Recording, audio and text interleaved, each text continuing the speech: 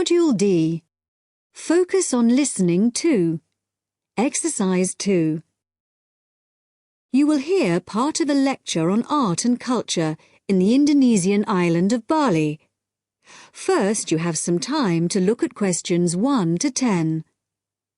In the exam, you would have 40 seconds to look at the questions. Pause the recording for 40 seconds now. Now listen carefully and answer questions 1 to 10. Last week, we looked at the traditional art of Japan. In this week's lecture, we're going to move south and look at the very special way in which art has developed in the beautiful island of Bali, which is now part of Indonesia. I'll begin by giving you a brief historical overview. It's thought that the first inhabitants of Bali were farmers who arrived around 3000 BC, at the beginning of the Iron Age. They probably originally came from China, and in Bali they cultivated rice and built temples ornamented with wood and stone carvings and statues. The Hindu religion was introduced in the 14th century AD, and this has remained the main religion on the island. This was an important period in the artistic development of the island, when sculptors, poets, priests and painters worked together in the service of the ruling families. Rather than painting everyday scenes, artists concentrated on narrative paintings illustrating the epic stories of Hinduism. Bali's rich natural resources have always made it an alluring goal for merchants, and from the 17th century onwards, Dutch ships visited the island to trade in spices and luxury goods.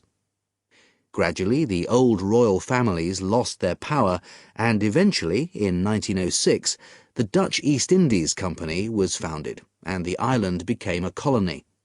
In the 20th century, art then took on a very different role, as a tool accessible to everyone in the fight of the Balinese people against colonization, rather than as the property of a minority. Shortly after this, in the 1920s, stories of the beauty of the island of Bali began to spread around the world, and Balinese art underwent another vast transformation with the advent of tourism to the island. At first, this was only on a small scale, but it had important effects. Expatriate artists from Holland and Germany settled on the island, bringing paper, Chinese ink and other new materials with them. They worked with local artists, encouraging them to experiment with concepts like naturalism, expressionism, light and perspective, as well as to move away from the traditional focus on narrative painting towards something closer to their own experience. When independence came in 1945, this desire for an art to match a new national identity became stronger, and the traditional narrative paintings started to give way to scenes showing the everyday life of the Balinese people, harvests, market scenes and daily tasks, as well as the myths and legends of their history.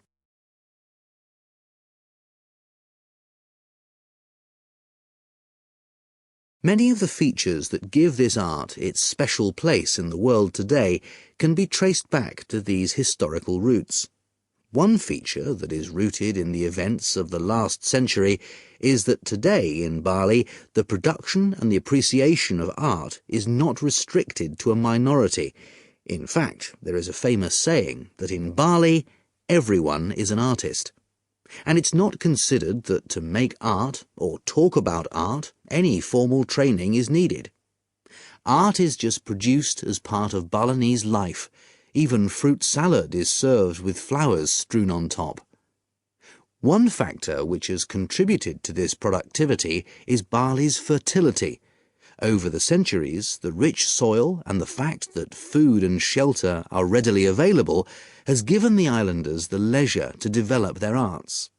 While painting, sculpture, carving and music have traditionally been the province of men, women have channeled their creative energy into making lavish offerings to the gods with spectacular pyramids of flowers, fruit and cakes offered at the temples on festival days and celebrations.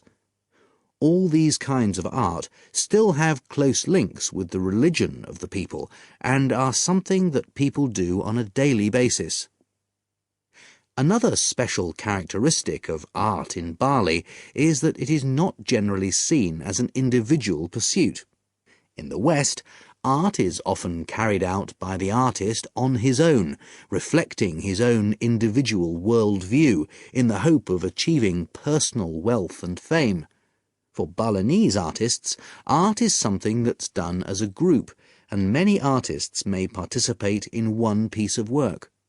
And Balinese art is not restricted to temples and offerings. It decorates objects such as jackets, motorcycles, hotel menus, and so on. But perhaps the most significant characteristic of Balinese art, and one that distinguishes it most from the art of the West, is to do with its expected lifespan. Carvings are made in soft stone, which is gradually destroyed over the years. The humid climate rots paper and cloth paintings. The magnificent offerings of fruit and sweets are eaten. Wooden statues are destroyed by insects. But Balinese artists accept that their work is ephemeral, not permanent, and instead of slavishly preserving the originals, they produce new art. And all this rebuilding, renovating and replacing means that the island's art continually evolves and perpetuates itself.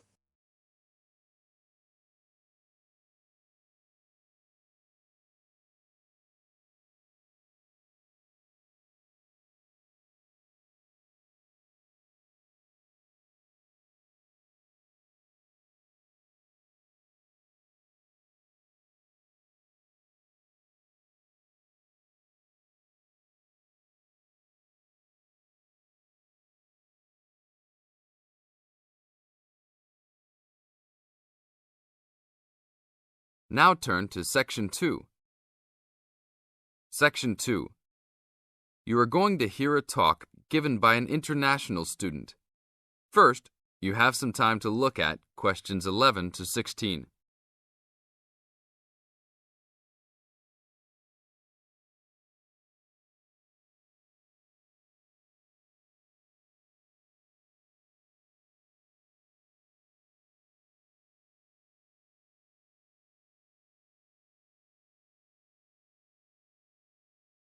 Now listen to the tape and answer the questions. As an international student coming from Sierra Leone, it gives me great honor to give these opening remarks and welcome you all to Ashisi University, where excellence is the code. I believe I speak on behalf of my fellow colleagues when I say we feel that we are the most fortunate and privileged university students in Ghana. You may ask, what is the basis of such a conclusion? And I will simply say to you, in which other tertiary institution in Ghana do you find the same level of IT infrastructure and facilities available to students? Where also do you find such a low ratio of students to lecturers and computers? In which other educational institution do you find 55% of students on some sort of financial aid, who in addition enjoy services and benefits such as job placement after graduation, on-campus employment that pays above the minimum wage, a supply of textbooks, and access to online databases? Ladies and gentlemen, there is no other institution of higher education in Ghana today that matches the learning environment and the quality of instruction at Ashisi. I could continue listing reasons why we students feel this way, but I only have 5 minutes for this speech. Believe me, I could go on for hours. At Ashisi, everyone is considered a leader and is treated special. Ashisi equips us with the necessary determination, strength, and belief in ourselves to be able to achieve our goals. We are being taught to think outside the box and to question and challenge our assumptions about the world we live in. This, ladies and gentlemen, is one of the benefits of a liberal arts education, which seeks to broaden our intellectual capacity.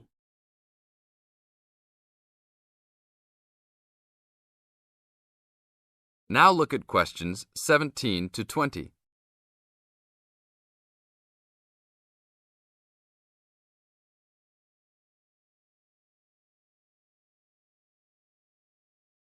As the talk continues, answer questions 17 to 20. At Ashisi, we are also exposed to real-life situations and learn how to deal with them through a practical and vigorous academic program, as well as various seminars in which prominent leaders in their professions are invited as guests to interact and share their knowledge and experiences. Some people, even some of you in this audience, may believe that tuition at Ashisi is too high, but I say to you that the students here are unanimous in saying it is worth it. Not because we all come from well-to-do families, but because when it comes to one's education, you need to aim at getting the best from the right place. One's education defines who you are and what your perception of life and society will become. Ashisi offers us a top-quality education which meets high international standards. This is due to the strong linkages the school has established with three of the very best schools in the United States, namely Swarthmore College, which is ranked as the best liberal arts school in the U.S., UC Berkeley, and the University of Washington. In addition, Ashisi has recruited an excellent faculty consisting of lecturers from various countries, including Ghana, the UK, and the United States. These lecturers are among the best in their respective academic fields. I believe this is the school's greatest asset, a strong and knowledgeable team dedicated to achieving successful results from their students and who also love their job. I would like to end with a personal message. My fellow students, because we are among the most privileged in our society, we should take responsibility for our own destinies, make our parents proud, and create a legacy for those that follow us and Africa as a whole. We must give back to our society after completing school and achieving our goals in life, which I believe we all can if we properly utilize our time and take advantage of all that is offered here at Ashisi. This is the end of Section 2. You now have half a minute to check your answers.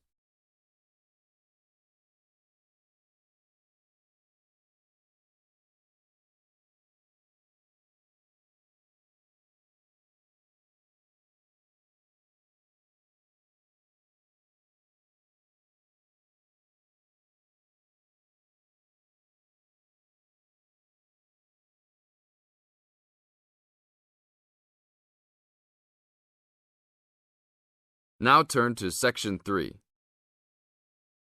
Section 3. You are going to hear a conversation between a student and a driving instructor. First, you have some time to look at questions 21 to 24.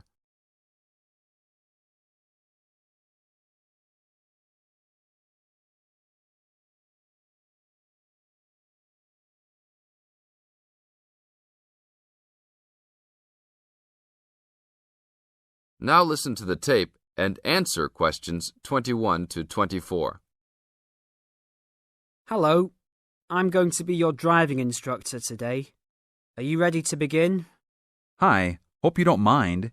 It's my first time driving a car. Of course not. That's my job.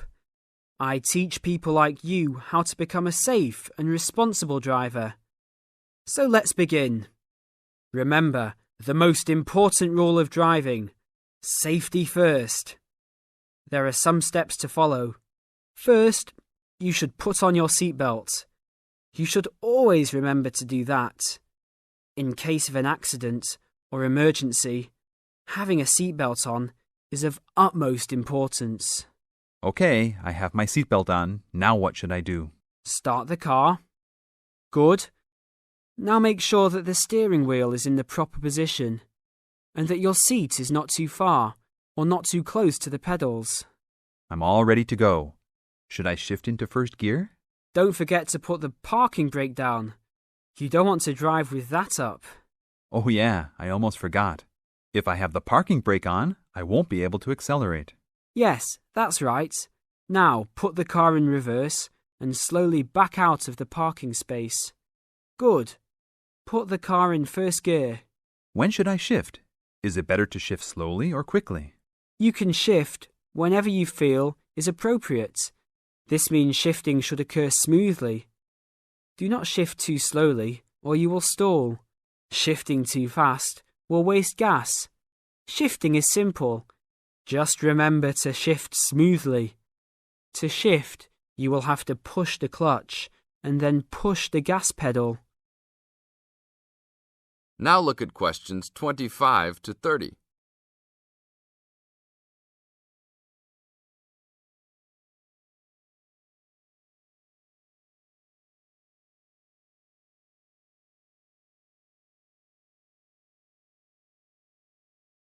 Now listen to the tape and answer questions 25 to 30. Remember, smoothly is the key to good shifting. Like this? Yes, that's good.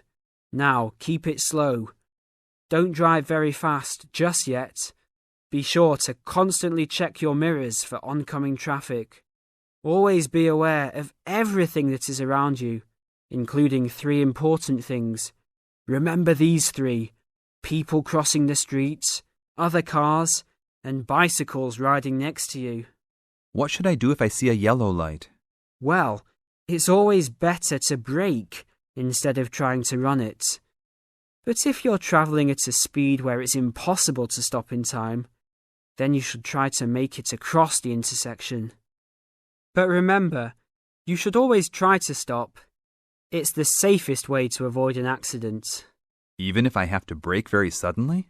Yes, even if you have to brake suddenly.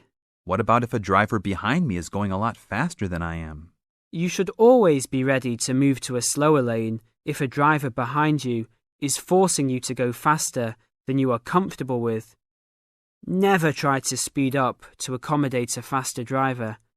You could risk an accident or a speeding ticket. It's better to let him go. That sounds like good advice. Be careful. There is a sharp turn up ahead. Remember to brake before turns. Otherwise, you might flip over if your speed is too high going into a turn. Got it.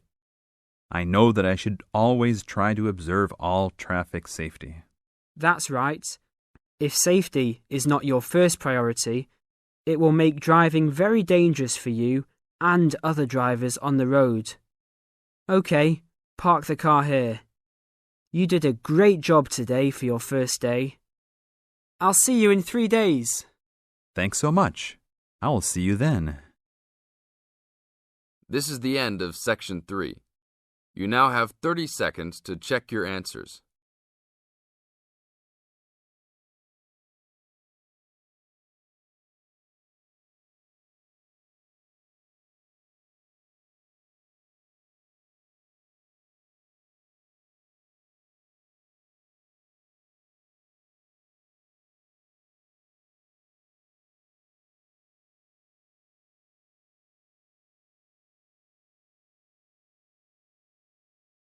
Now turn to Section 4. Section 4. You'll hear a man giving a lecture on nuclear fusion. First, you have some time to look at questions 31 to 33.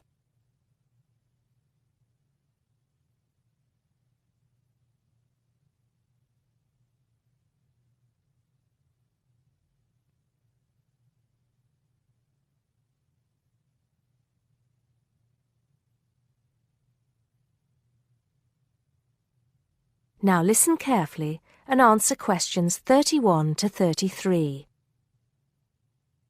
I'd like to start by thanking so many of you for attending this, my first public lecture at this magnificent university. I'm going to be talking to you today about nuclear fusion. Before I proceed further, I would like to apologize on behalf of some of our newspapers for the sensationalist and hopelessly inaccurate articles that have been published on the subject over the years. I must confess that my own interest in the subject was actually stimulated by an article published more than 50 years ago in a popular Sunday tabloid with the impressive title, Power from the Sea. Today, most people would probably interpret such a title as an introduction to a discussion on the latest developments in renewable energy sources, such as wave technology or generating electricity from tidal flows. But back then, little, if any, progress had been made in these fields since the invention of the water wheel. As I recall, Following coverage of the opening of the world's first commercial nuclear power station, more than 50 years ago now, at Calder Hall in 1956, the article promised that we would have limitless, almost free electricity within 10 years. It claimed that we could do this using an isotope of water, deuterium, from the sea. This would be used in reactors to combine simple molecules of hydrogen to form helium, releasing energy in the process. Of course, this is different from the process of nuclear fission, which today's nuclear reactors use. I wouldn't like to say that the article I read as a boy was totally inaccurate. It's true that the concept of producing energy from nuclear fusion, essentially reproducing the reactions by which our sun and other stars produce energy, depends on fusing atoms of hydrogen, but the timescale suggested was hopelessly wrong. To this day, despite some very embarrassing false claims from scientists who should have known better, we have not been able to produce energy from nuclear fusion in a controllable way. Let me make clear what I mean by this statement, before some journalist in the audience gets hold of the wrong end of the stick. Yes, we have been able to fuse hydrogen atoms to produce helium and a release of energy, but the balance account has always been negative. We've always had to put more energy into the reaction than we've ever succeeded in getting out. We know the theory works, but we still do not know if we can get fusion to work for us and solve the problem of our energy needs. Before you hear the rest of the talk, you have some time to look at questions 34 to 40.